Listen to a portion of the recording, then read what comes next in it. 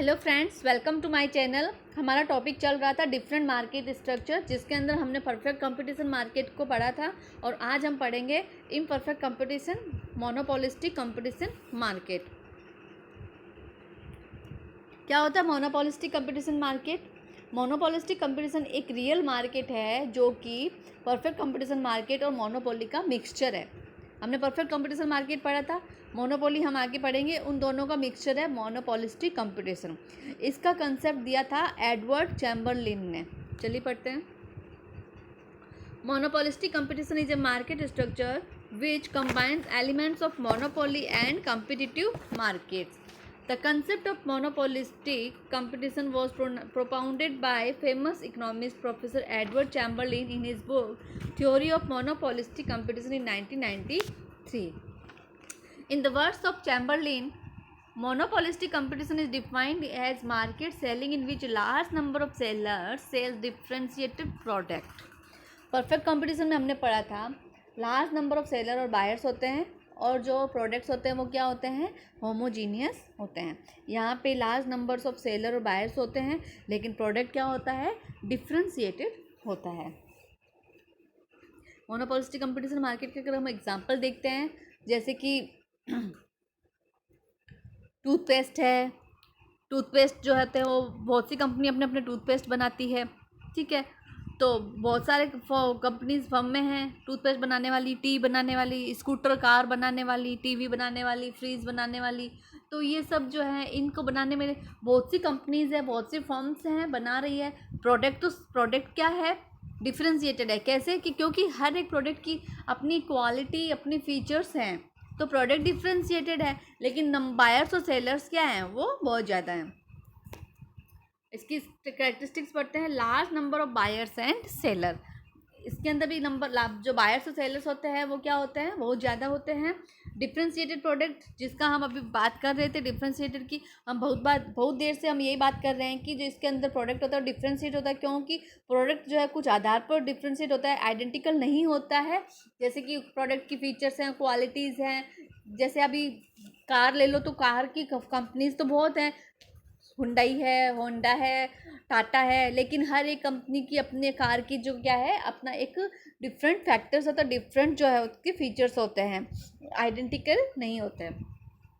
Freedom of entry and exit, यहाँ पे भी क्या होता है कि कोई भी फर्म आ सकती है और कोई भी फर्म जा सकती है। नॉन प्राइस कंपटीशन मार्केट का मीन्स क्या होता है कि सिर्फ प्राइस के आधार पर ही कंपटीशन नहीं होता है, बल्कि ब्रांड, क्वालिटी और फीचर्स के आधार पर भी कंपटीशन रहता है। एक कभी आप देखते हैं कि मार्केट किसी स्पेशलिस्ट ब्रांड का चल रहा होता है, तो उसको ज़्यादा कंपटीशन रहता है उसका किसी और ब्रांड के साथ में। तो यहाँ पे हम मोनोपोलिस्टिक कंपटीशन के अंदर जो हम कंपटीशन देखते हैं वो सिर्फ प्राइस को नहीं होता है, प्राइस फैक्टर को लेके नहीं होता है। मेनली किस फैक्टर को लेके होता है, ब्रांड को लेके होता है, क्वालिटी को लेके होता है, फीचर्स को लेके होता है। क्यों? क्योंकि प्रोडक्ट क्या होता है, डिफ्रेंशिएटेड होते हैं। फिर थे normal profit in long run. हमने परफेक्ट कंपटीशन में देखा था कि लॉन्ग रन में क्या होता है, नॉर्मल इकोनॉमिक प्रॉफिट और जीरो प्रॉफिट होता है, ठीक है। और यहाँ पे भी क्या होता है, नॉर्मल प्रॉफिट होता है लॉन्ग रन में। Mix of monopoly and perfect competition, यहाँ पे ही हमने देखा मोनोपोलिस्टिक कंपटीशन जो होती है वो एक मोनोपोली और परफेक्ट कंपटीशन का मिक्सर है। हर फर्म की अपनी खुद की क्या होती है, मोनोपोली होती है। अब मिक्सर कैसे है, मोनोपोली क्या होता है, मोनोपोली मीन्स कोई प्रोडक्ट पे खुद का ही राज होना, उसका खुद का ही डिसीजन चलता है, मोनोपोली। और परफेक्ट कंपटीशन मीन्स जहाँ पे मार्केट के अंदर क्या होता है, डायरेक्ट कंपटीशन रहता है।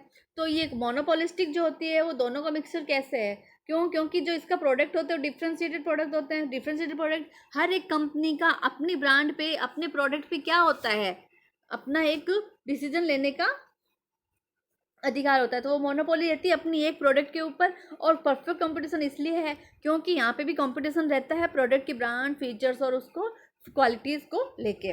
फिर सेलिंग कॉस्ट यहाँ पे एग्जिट करती है मोनोपोलिस्टिक कंपटीशन मार्केट के अंदर। क्योंकि जब कोई प्रोडक्ट प्राइस फैक्टर के आधार पर कंपटीशन नहीं चल रहा है, अगर हमें क्वालिटी और ब्रांड और फीचर्स को देखना है, तो कस्टमर्स क्या लेता है, अच्छी क्वालिटी के और अच्छे प्रोडक्ट्स को लेता है, तो उसके लिए हमें क्या करना पड़ेगा, कंपनी को क्या करना पड़ेगा, एडवर्टीज़मेंट करना पड़ेगा कि हाँ, जैसे लॉरियल का एडवर्टीज़मेंट आ रहा होता है और कभी गार्नियर का आ रहा होता है, तो ये एडवर्टीज़मेंट चलते हैं। कभी कुछ फर्म में क्या करती है, एडवर्टीज़मेंट करने के लिए एक्टर्स को हायर करती है, तो ये एडवर्टीज़मेंट कॉस्ट क्या होती है, सेलिंग कॉस्ट होती है। फिर तो इसके अंदर प्राइस डिटर्मिनेशन, मोनोपोलिस्टिक कंपटीशन के अंदर प्राइस डिटर्मिनेशन कैसे होता है, मैंने आपको बताया था कि MR&MC मेथड ही चलेगा।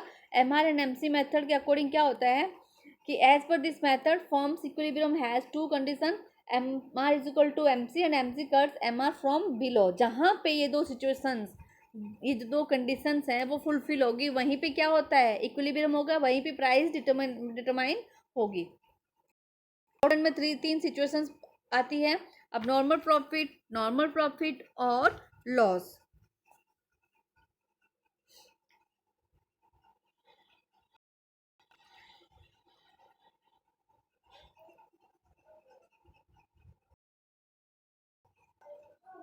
हमने देखा था कि परफेक्ट कंपटीशन मार्केट जो था वहाँ पे क्या रहती है, AR और MR क्या होती है कि स्ट्रेट लाइन होती है, लेकिन इसमें क्या होता है, फ्लैट होती है AR और MR।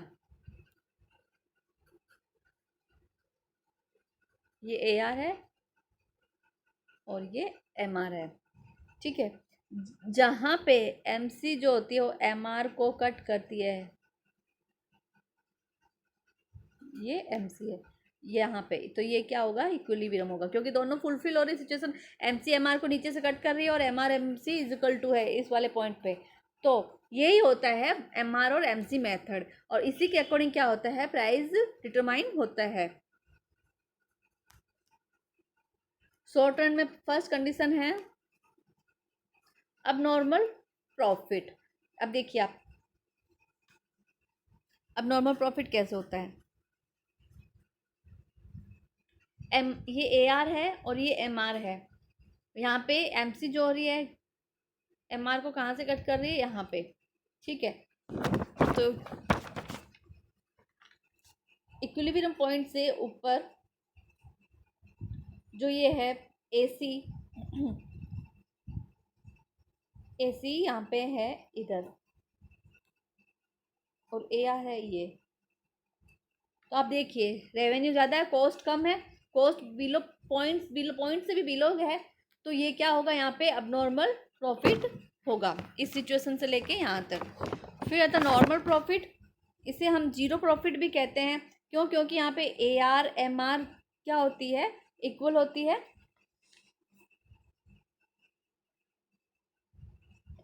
ये AR है और ये AC है, तो ये क्या रहती है, इक्वल रहती है। फिर लॉस कैसे होता है, ये AR है और ये AC है, तो AR से ज़्यादा है AC, तो यहाँ पे क्या होगा, लॉस होगा। फर्स्ट सिचुएशन में क्या रहता है,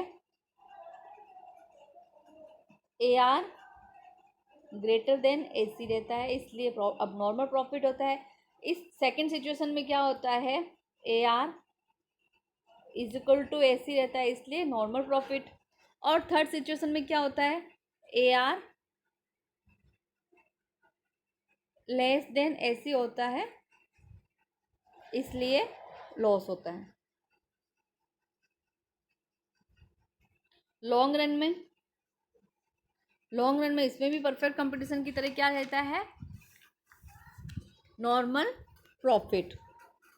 रीज़न क्या रहता है, क्योंकि फ्री एंट्री और फ्री एग्जिट है, यहाँ पे भी हमने परफेक्ट कंपटीशन में भी पढ़ा था फ्री एंट्री फ्री एग्जिट, और यहाँ पे भी हम पढ़ रहे हैं फ्री एंट्री और फ्री एग्जिट। जहाँ फ्री एंट्री फ्री एग्जिट होते हैं वहाँ पे नॉर्मल प्रॉफिट होता है लॉन्ग रन में। एक इंडस्ट्री है, उसमें जितनी भी फर्में होती है उनको बहुत ज़्यादा प्रॉफिट हो रहा है, तो इसलिए नई फर्में भी प्रवेश हो जाती है, और उसी प्रकार से अगर लॉस हो रहा होता है तो कुछ फर्में छोड़ के चली जाती है। तो इस प्रकार से लॉन्ग रन में क्या रहता है, नॉर्मल प्रॉफिट।